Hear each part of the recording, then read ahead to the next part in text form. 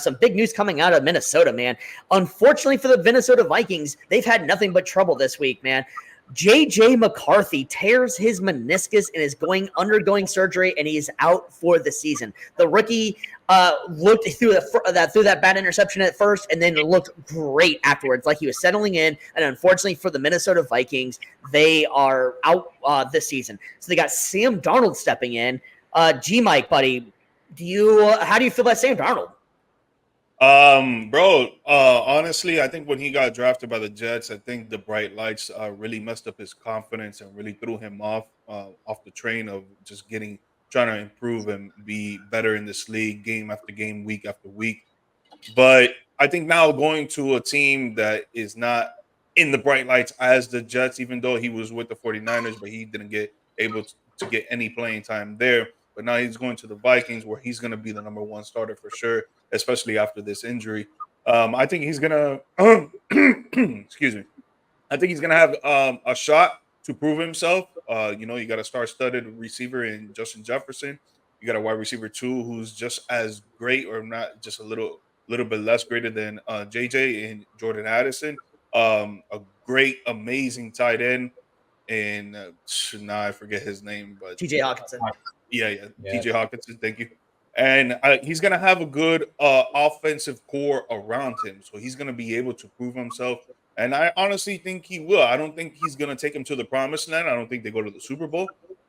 Maybe make the wild card. But I think he's going to prove that he can be a good quarterback in this league.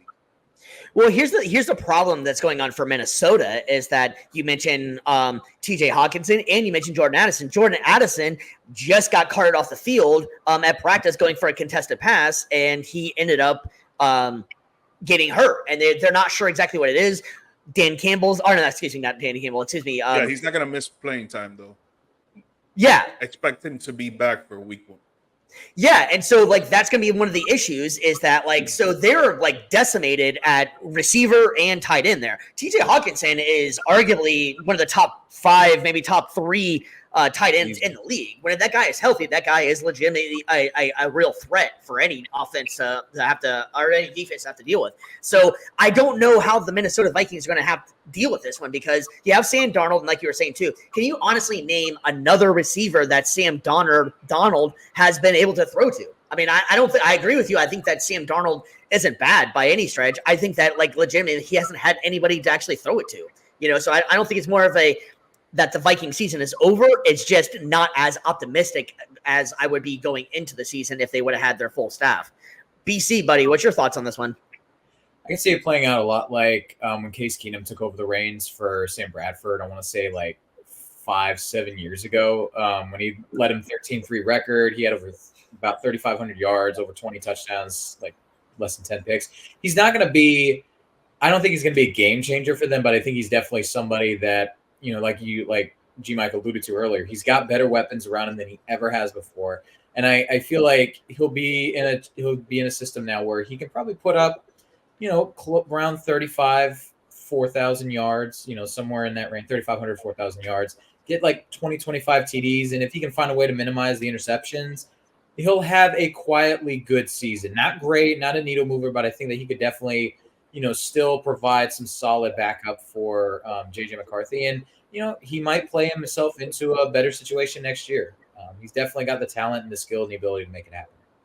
So firsthand being a Bucs fan, I mean, is this kind of like the Baker Mayfield story of Baker Mayfield was the forgotten guy that everybody kind of thought was either overrated or washed or he was done. And then he goes to Tampa Bay and works himself into a contract.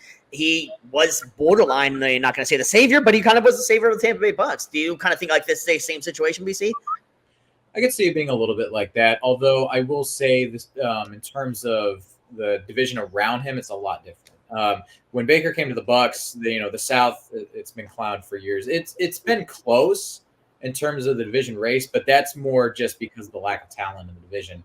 In the North, as we're going to talk about, it's a dogfight up there. We talked a lot about the AFC North last week being absolutely hell to go through, but the NFC North it's no cakewalk either. So I think that's probably where the story kind of differs, but I could still see, I could still see him putting up good numbers in Minnesota. Just as far as the team and the division itself, little bit of a different story. Yeah. Yeah, this one's gonna be interesting. G-Mike, buddy. So Sam Darnold, man, like he's going in. He has a number one wide receiver, arguably the best wide receiver in the league. Do you think Sam Darnold can do this?